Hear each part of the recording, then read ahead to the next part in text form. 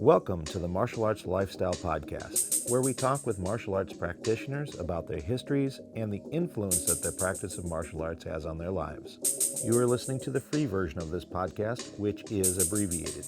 Help support this program by considering to subscribe to us on Patreon, where you will get 4 full-length podcasts each month, 1 week before the YouTube release date. The cost is that of about 1 coffee shop coffee per month. Go to www.patreon.com/malmag to subscribe. That is www.patreon.com/malmag. If you would like to purchase single full-length episodes of the Martial Arts Lifestyle Podcast, visit our Gumroad page at malmag.gumroad.com, and that is malmag.gumroad.com. This week I catch up with Marvin Ishmael, who's in town from Calgary, Canada. We talk about his history, running a big school and kids programs, and much more. Sit back and enjoy.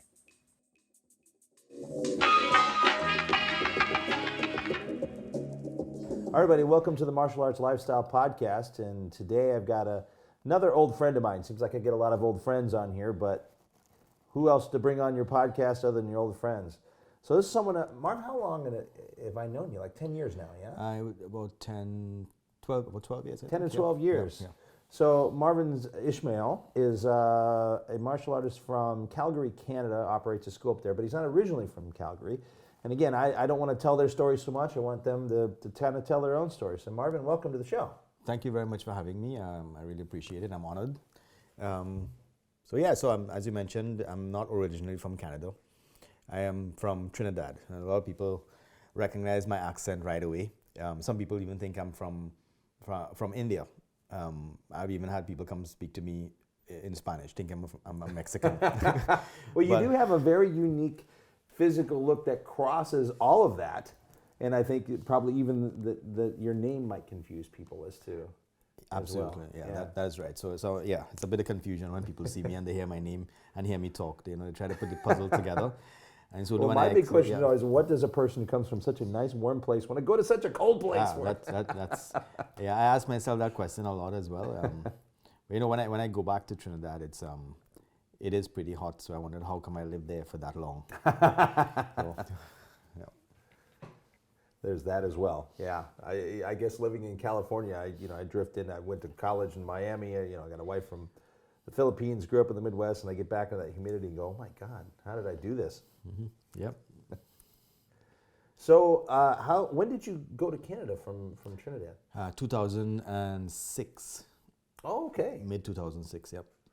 Wow, so you lived a lot of your life actually in Trinidad. Before. Yeah, 33 years, and then I moved. Well, now you can work my age out. Do some math. Yeah. Moved to Canada, to Toronto actually in 2006, and then I moved up to northern Alberta for work in 2010, and then moved down to Calgary in 2012, and I've been there ever since. Wow. Okay, and what kind of work do you do? Mechanical engineer. I work in oil and gas. Oh, wow. Okay, yeah. So yeah, that would be a lot of opportunity to go to a lot of places. Yeah, that's right. That. And you do travel a bit with your... I do travel quite a bit across North America. I've been to Europe and to Asia as well for work, yep. Oh, that's good. So I'm going to take it then that you started your martial arts in Trinidad then. I did. I started Shotokan Karate in 1982. I did that for quite some time, and then I got involved in what I do now in 1997. Oh, okay. Yep. So how were you able to do that because you were in Trinidad at that time, and right now currently you're doing IHAN Kali, Muay Thai, and a lot of the affiliated things, Wing Chun.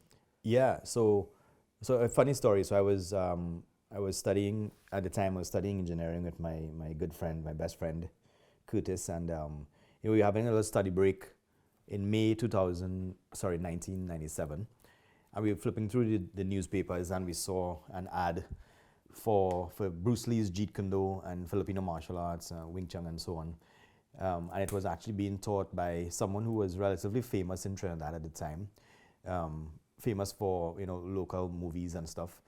He was one of Guru Dan's students, so he would travel to Los Angeles. He would train, he'd go back to Trinidad. He had his own system as well, but then he introduced this Guru Dan's material. So we saw that, and that attracted us to go visit him, and we did, and that's when I kicked off the training that I do right now. Wow. So what was that like? I mean, what kind of training were you? What was the training like at that time period for you? Well, it was pretty similar to what I do now. I mean, it's the foundation of what I do now. Everything that we did, from if I take Jeet Kune Do, for example, the basics, all the footwork and all the basic techniques and trapping, the 5 ways of attack, we covered a lot of those as well. So it really, coming from a karate background, I'm not knocking karate. It gave me a nice solid foundation for 15 years.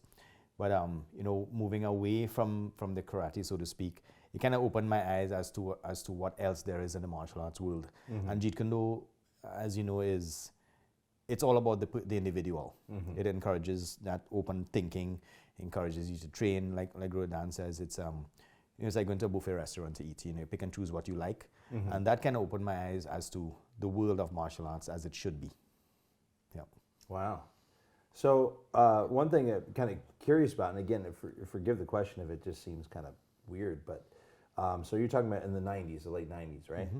And so I'm kind of used to, especially at that time period, either being in a big place like Miami or Los Angeles and doing these martial arts, and the things like the standard fare of equipment that we use, focus gloves, Thai pads, these things were available. We could get them in a big city in a first world country like United States. How was that to get gear in Trinidad in that time period? That it was very difficult actually, and the gloves that the Kempo gloves that Cedro Bruce Lee wore in Enter the Dragon. The old So my instructor then would bring those back from the U.S. You'd travel and you would pay for those. Order some from Asian World of Martial Arts, probably. That's right. Yeah. So I actually still have that pair. So he would bring what we needed, like focus mitts. Oh, okay. And those kind of things. Yeah, it's you won't at that time you won't able to get anything like that in Trinidad. So the boxing shoes, those nice boxing shoes you can wear as well. Yeah. Uh-huh. Ankle high boxing shoes. We'll get those from him. We'll get the focus mitts from him. We'll get the Kempo gloves from him. Eskrima sticks, all those things. Everything came from abroad because nothing was available. In Trinidad back in the day, back then, it was pretty much karate and maybe some judo, but nothing more than that. Yeah. Wow. What about now? Do you know, is there more than that in Trinidad? There's a lot more. It's more readily available. A lot more people travel, so they're able to import a lot of things now. So if you want something, you may have to wait for it. Mm-hmm. If you go to some specialty stores, you might be able to get some material. But your best bet is buying it abroad and bringing it in. Yeah, but it is a lot more readily available now than it was in 1997. Wow, that's amazing. Mm-hmm. So then you moved to Canada for work. Now, I've not done the work of an engineer, but I went all the way through calculus in school and then into college. It's not easy stuff. Sounds to me like a pretty hefty full-time job.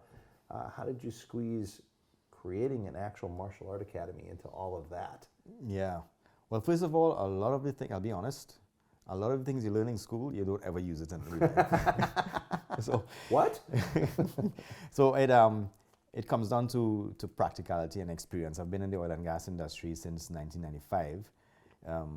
But what it comes down to is experience. And, when you are experienced, you get more comfortable with what you're doing without being complacent. Mm-hmm. You're comfortable, you're able to execute your work in a more relaxed way. And the main thing is I enjoy what I do. So that enjoying what I do means that I'm not stressed, and it allows me then to pursue my dreams as a martial artist as well. Mm-hmm. So the academy was officially formed or founded in 2012. We just celebrated 10 years, right. 10-year anniversary. It is a lot of work. A lot of people ask me, well, this is a full-time job. How do you do this? I have a great team of instructors who support me when I'm not available to teach.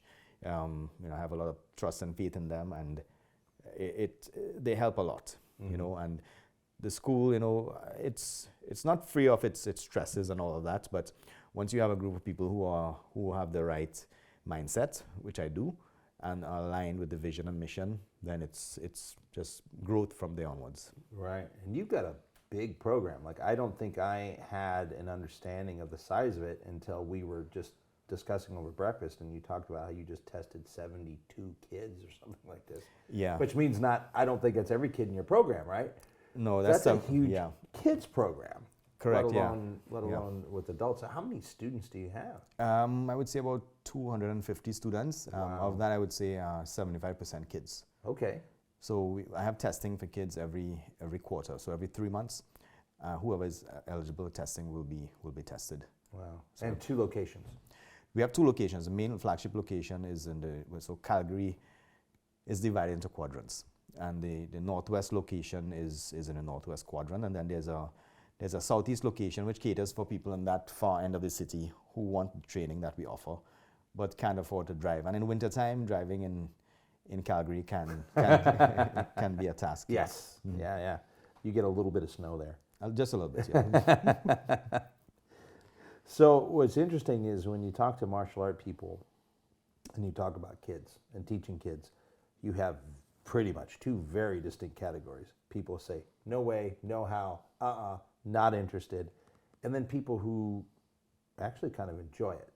So I'm going to guess with the size of kids program that you have, that's something you actually enjoy doing. Absolutely. For me, I really enjoy teaching kids, especially kids who are, I would say, quote unquote, have difficulty learning. Mm-hmm. Not everybody's going to be as efficient in learning and developing, but those to me are the ones that I see as, these are the ones who really need the help, or the kids who have been exposed to bullying, or the kids who are just shy and need to get out of their shells. These are the kids who benefit most from the program, because we don't just teach kids about punching and kicking and how to fight and defend themselves. We help them become better individuals, which will translate into their school and work life later on. Oh, yeah. For sure. Mm-hmm. So here's an interesting thing. I think we were talking the other night when we were having dinner about schools where you kind of go in and you see the 8-year-old black belt, and that's a stereotype of whatever. And it's like I don't even know how to even think about that. I mean, I could sit here and go, okay, there's maybe 2, 3, 4 ways to think about that, but I think what people think sometimes when they see that is, oh, this is a McDojo, this is a commercialization, this is a money grab, this is something where the quality might be low. So how do you go about that balance of teaching children authentically, keeping them interested, which is, we have to dangle the rewards in there. Obviously, I think adults technically should be more disciplined, not that they always are. But with kids, I think it's kind of accepted that we need to throw a few more rewards in the meantime than you would with an adult. Not only do that, keep it authentic, keep that reward system kind of in there, but also you're teaching multidiscipline. So it's not like, Taekwondo is one art, or karate is one art, but you're teaching several things. Mm-hmm. So how do you balance all that? Yeah, that's a great question. So with the kids program, so it's called Kids Jeet Kune Do program, and it involves or it includes the base, the foundation of Jeet Kune Do, which is Jun Fan. Then we have Filipino martial arts, Silat, Muay Thai, Wing Chun, Brazilian Jiu Jitsu. So it's all part of the program, and each level has a specific curriculum, right? Each level requirements, time as well as number of classes to be met before they're eligible for testing. But with respect to I try to teach the kids that it's not about the belt, it's not about the destination, it's about the journey, so to speak, right? And I would get parents who would contact me, or prospective students, and say, okay, well, can you guarantee my child a black belt in 3 years? And interesting question, which sounds funny, I think, to those of us in the martial art world, going, what? Yeah.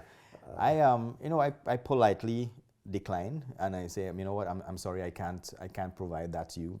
This is the wrong school. This is how my program works. Mm-hmm. And I give them the example, like my two senior most brown belts in the kids program have been with me for, I would say, 10 years, and they're brown belts, right? The program is so vast in that you can't. It's not possible for you to get to that level so quickly. And besides, getting a black belt is not just physical, it's mental. Right. And in my opinion, you need to be of a certain mindset before you can carry about yourself as a black belt. It's not just showing technical skill, but you need to have certain attributes as an individual, and that can only be developed at a certain age and over time. Right. Yeah. Yeah. There's a responsibility and maturity, these types of things. Exactly. Yeah. So this will be interesting. So you've been around for 10 years, which means potentially, just kind of doing the math, you probably have some kids that are now adults or young adults. How do you start transitioning them from your kids to your adult program? Yeah, that's a good question again. I do have some kids who started off like 7, 8 years old, and at 14 years old, they transition into the adult program because they're just physically too big to be around 4 and 5 year olds, right? So the understanding is that, okay, you're moving from one program to the next, and I preach humility. So when they move into the adult program, it's not about the belt. I'm going to leave behind that blue belt that I had before or whatever belt. I'm entering a new program now. Okay, I'm going to a new school. There are new rules, and I have to adapt to that. And what I find by and large is that they're okay with that because they want to learn. They are the odd ones who would be like, okay, well, no, I'm not interested if I have to lose my belt. And to me, that's a natural filter. Right. Because, I preach, we don't have any egos at the academy. When you walk in, forget everything you know and just come, the old cliche, empty your cup.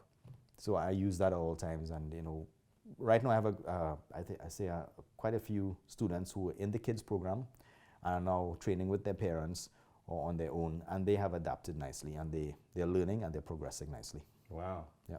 So how many, I know I've offered a couple of things at the Inosanto Academy, a couple seminars where I said it was like a kids and parents thing, and it was usually FMA, because we were, during the COVID period, when we trained outside and had a little bit more room, we introduced the kids a bit more to the weaponry, to the FMA. And then we get back inside and we got a little less room. So Guru Dan asked me to continue teaching them a bit of FMA in the class on Saturday.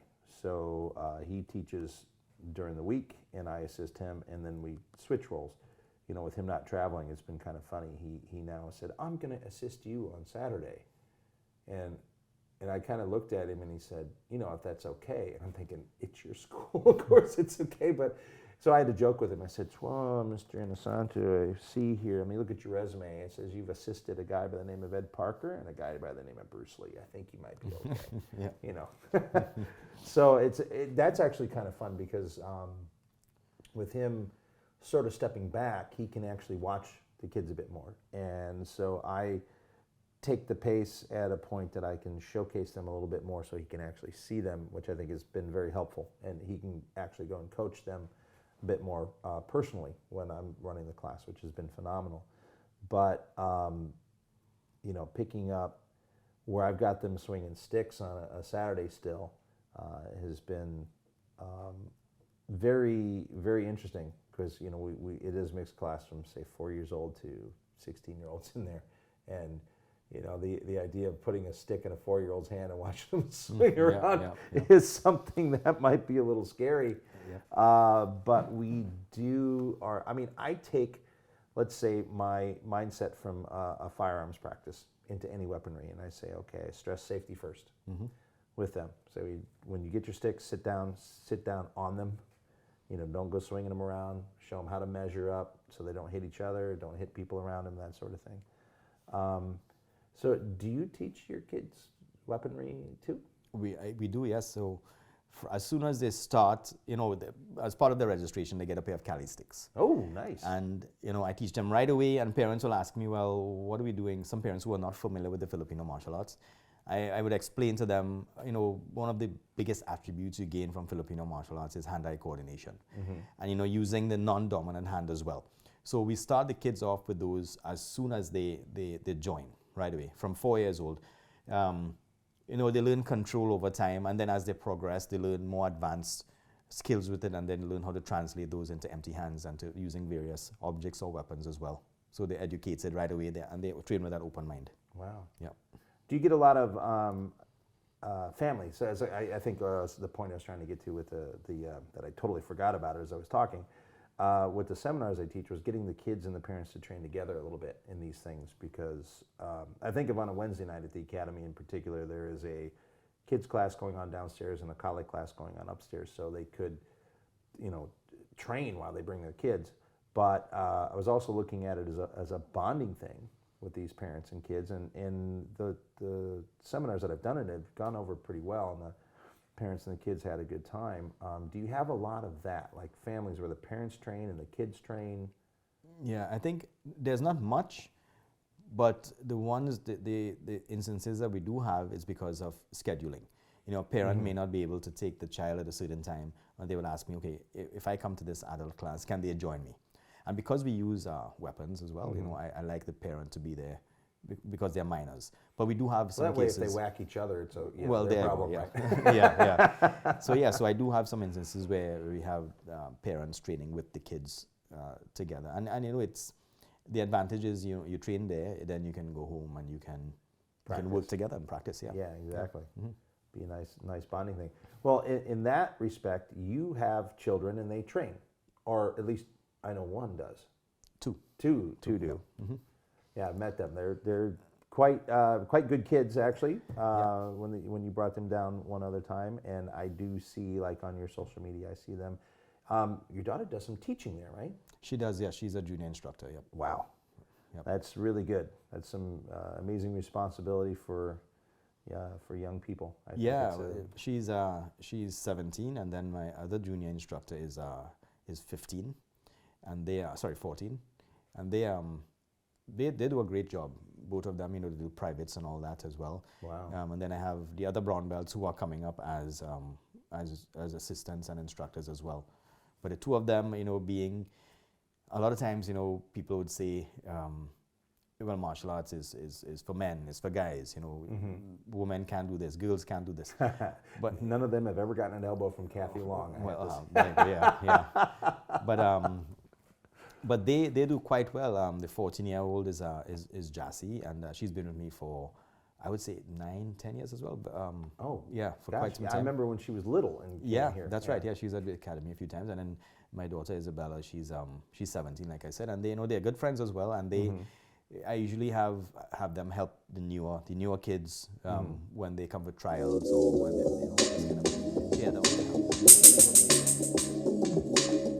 And this concludes the abbreviated version of the Martial Arts Lifestyle Podcast. Please click the like and subscribe buttons as well as the notification bell. Also consider subscribing to the full-length podcast at www.patreon.com/malmag or purchasing individual full-length episodes at malmag.gumroad.com. Thank you for listening to this episode of the Martial Arts Lifestyle Podcast with Marvin Ishmael. Coming up next week, we're going to keep talking to some Canadians with a young lady by the name of Anne Conklin. Check out the Malmag store at www.martialartslifestylemagazine.com and click on the store tab. There, you will find a full selection of Timmy B's brand sticks for FMA and Kirby Kerbong, as well as Timmy B's and Dos Manos t-shirts. Many more products coming soon. Also click on our courses tab to purchase online courses, right now featuring a course in the Dos Manos stick of FMA. More courses to come. This show is produced by Martial Arts Lifestyle Magazine. Visit us at www.martialartslifestylemagazine.com and enjoy the free version of our online magazine with articles, a recommended schools page, and a worldwide events calendar. Music by Jackal Relic. Martial Arts Lifestyle Magazine and the Martial Arts Lifestyle Podcast are trademarked and copyrighted by TNT LLC.